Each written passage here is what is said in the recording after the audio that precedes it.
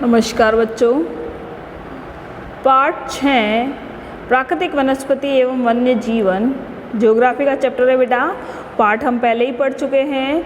आज हम लेने जा रहे हैं इसके प्रश्नोत्तर। तो चलते हैं प्रश्नोत्तर की तरफ कि प्रश्नोत्तर क्या कहते हैं। पहले देखते हैं अबसद की तरफ। अबसद में कहा गया है काई एवं लाइकेन पाए जाते हैं। काई एवं लाइकेन बेटा ये एक प्रकार की घास है जो कि टुंड्रा प्रदेशों में पाई जाती है। कहाँ पाई जाती है? ये टुंड्रा प्रदेशों में, आपको अंडरलाइन करना है, टुंड्रा प्रदेशों में पाई जाती है ये ट्राई एवं लाइकेन। ठीक है। नेक्स्ट है कांटेदार झाड़ियाँ मिलती है। कांटेदार झाड़ियाँ कहाँ मिलेगी? ये प्राकृतिक वनस्पति की जो 3 श्रेणियों में बांटा गया है कि पहला वन, दूसरा घास स्थल, तीसरा कांटेदार झाड़ियाँ। वन जो कि सबसे ज़्यादा वर्षा वाले क्षेत्रों में पाए जाते हैं, घास स्थल जो कि मध्यम वर्षा वाले में, और कांटेदार झाड़ियाँ जो कि एकदम कम वर्षा वाले में। और एकदम कम वर्षा कहाँ होती है? जहाँ गर्मी और शुष्क रेगिस्तानी इलाका होता है वहाँ पे कांटेदारी झाड़ियाँ मिलती हैं। नेक्स्ट क्वेश्चन है उष्णकटिबंधीय सदाबहार वन का एक जानवर। तो बेटा उष्णकटिबंधीय सदाबहार वन ऐसा होता है जो कि पूरे वर्ष भर हरे भरे रहते हैं, और हरे भरे जहाँ रहते हैं वहाँ पे बेटा बंदर, ऊँट तो वहाँ पाया जाता है जहाँ पे गर्मी होती है, जहाँ पानी कम मिलता है वहाँ ऊँट रहते हैं। जिराफ घास स्थलों में पाए जाते हैं क्योंकि ये घास खाते हैं, जबकि बंदर कहाँ पाए जाते हैं? सदाबहार वनों में पाए जाते हैं। फिर नेक्स्ट है शंकुधारी वन की एक महत्वपूर्ण वृक्ष प्रजाति बतानी है। तो जैसा कि उसने बताया था सलीमा ने कि जैसे जैसे उसकी बस ऊपर ऊंचाई की तरफ बढ़ती गई तो नीचे जो उसके गिरिपात की जो थी वहाँ पे सागवान और साल शीशम के और जो पेड़ थे वो तो नज़र आने बंद हो गए, और जैसे जैसे वो ऊंचाई की ओर बढ़ती गई वैसे वैसे उसको शंकुधारी वन मिलने लगे, जैसे कि चीड़ का पेड़, इस तरीके के पेड़ नज़र आने लग गए।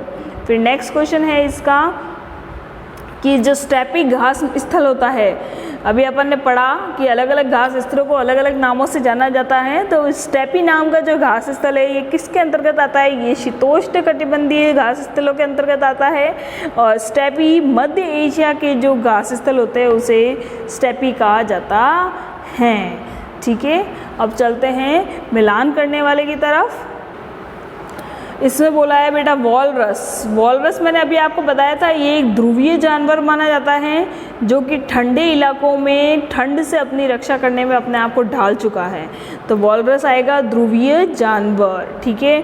देवदार का पेड़ बताया था बेटा कि ये जो देवदार पेड़ होते हैं ये एकदम नरम काष्ठ के पेड़ माने जाते हैं। जैतून बताया था मैंने आपको कि बेटा कि जो शीतोष्ण कटिबंधीय जो पर्णपाती वन है वहाँ पे लगभग नींबू वंश के, सिट्रस वंश के फल पाए जाते हैं। तो जैतून किसके अंतर्गत आता है?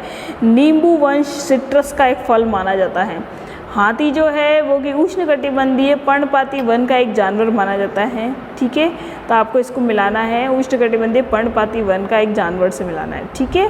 फिर जो कंपोज अपन ने अभी आगे आगे पढ़ा है कि कंपोज उष्णकटिबंधीय घास स्थलों के अंतर्गत ब्राज़ील की एक घास स्थल माना जाता है। तो कंपोज को हमने मिला दिया ब्राज़ील से, और जो डाउन है वो ऑस्ट्रेलिया का माना जाता है।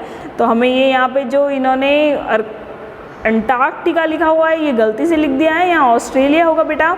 तो डाउन जो है वो ही ऑस्ट्रेलिया के शीतोष्ण घास स्थलों को माना जाता है। ठीक है। मिलान करने वाला कंप्लीट हो चुका है। अब चलते हैं प्रश्नोत्तर की तरफ। कुछ क्वेश्चन आंसर्स बेटा छोटे छोटे हैं तो वो मैं आपको बताती जाऊंगी, आपको यहीं पे ही बुक के आगे उस क्वेश्चन के आगे उसका आंसर नोट कर लेना है। पहला क्वेश्चन कह रहा है, ये पहला क्वेश्चन अपना है क वनस्पतियों का विकास किन 2 कारकों पर अधिकतर निर्भर करता है। तो हमने आगे पार्ट में पढ़ा था कि एक तो तापमान, टेम्परेचर, और एक वर्षा। टेम्परेचर और वर्षा ये 2 टॉपिक की वजह से हमारा जो कि वनस्पतियों का विकास है वो इन 2 कारकों पर निर्भर करता है। फिर इन्होंने नेक्स्ट क्वेश्चन बताया है कि प्राकृतिक वनस्पति को 3 कौन सी मुख्य श्रेणियों में बांटा गया है। तो मैंने बार पार्ट के अंतर्गत आपको बताया था कि प्राकृतिक वनस्पतियों की 3 श्रेणियां हैं। पहला वन जहाँ पे वर्षा अत्यधिक होती है, घास स्थल जो मध्यम वर्षा वाले जो क्षेत्र हैं जहाँ पे घास स्थल उत्पन्न होते हैं। और तीसरा पॉइंट है कांटेदार झाड़ियाँ जो कि शुष्क इलाके रेगिस्तानी इलाकों में पाई जाती हैं। ठीक है, तो 3 इसकी कौन कौन सी श्रेणियाँ हो गई, पहला वन, दूसरा घास स्थल और तीसरा कांटेदार झाड़ियाँ। नेक्स्ट क्वेश्चन है उष्णकटिबंधीय सदाबहार वन की 2 कास्ट दृढ़ कास्ट वाले पेड़ों के नाम बताएं। दृढ़ कास्ट यानी कठोर लकड़ी वाले, तो एक तो है अबोनी और दूसरा है महोगनी। एक तो है अबोहनी और दूसरा है महोगिनी। ठीक है, नेक्स्ट क्वेश्चन बता दिया इन्होंने कि विश्व के किस भाग में उष्णकटिबंधीय पर्णपाती वन पाए जाते हैं। तो हमने बताया था कि विश्व के किस भाग में पाए जाते हैं, विश्व के उत्तरी ऑस्ट्रेलिया, मध्य अमेरिका के बड़े हिस्से में उष्णकटिबंधीय पर्णपाती वन पाए जाते हैं। फिर इनका अगला क्वेश्चन है कि नींबू वंश के फल किस जलवायु के अंतर्गत आते हैं। तो अभी अपन ने पढ़ा था जहाँ जैतून, अंगूर के बगीचे, संतरे हैं, ये सारे जो सिट्रस वाले जो फल होते हैं ये भूमध्य सागरीय जलवायु में ज़्यादातर पाए जाते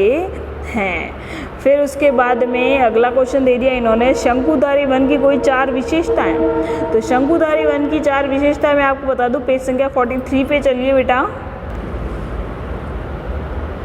शंकुधारी वन के 4 विशेषता में ये आएगा, पहला तो ये आएगा बेटा कि ये उत्तरी गोलार्ध के उच्च अक्षांशों के भव्य शंकुधारी वन 50 डिग्री 70 डिग्री के बीच में पाए जाते हैं। यहाँ की जो लकड़ी होती है बेटा, पहला पॉइंट है यहाँ की जो लकड़ी होती है वो लंबी नरम कास्ट की सदाबहार वृक्ष मिलते हैं यहाँ पे।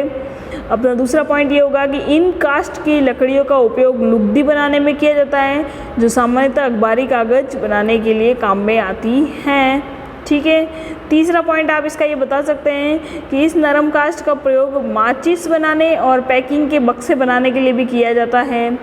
ठीक है, नेक्स्ट है इसका कि ये जो चीड़ और देवदार के जो पेड़ होते हैं ये सामान्यतः रजत लोमड़ी, मिंक, ध्रुवीय भालू इन सब के रहने का इलाका है, ये इनके आवास स्थल है। ठीक है, और इनको आवास प्रदान करता है। और लास्ट पॉइंट, 4th पॉइंट है कि ये ईंधन की दृष्टि से बहुत ही ज़्यादा इम्पोर्टेंट माने जाते हैं। तो ये 4 इसकी विशेषताएं हैं, आपको लिख देनी है। अब चलते हैं बेटा, लास्ट क्वेश्चन है अपना कि विश्व के किन भागों में मौसमी घास स्थल पाए जाते हैं। तो विश्व के शीतोष्ण कटिबंधीय घास स्थलों में मौसमी घास स्थल पाए जाते हैं। ठीक है, इसी के साथ हमारे ये प्रश्नोत्तर खत्म होते हैं। नेक्स्ट पार्ट हम नेक्स्ट वीडियो से पढ़ेंगे। ठीक है।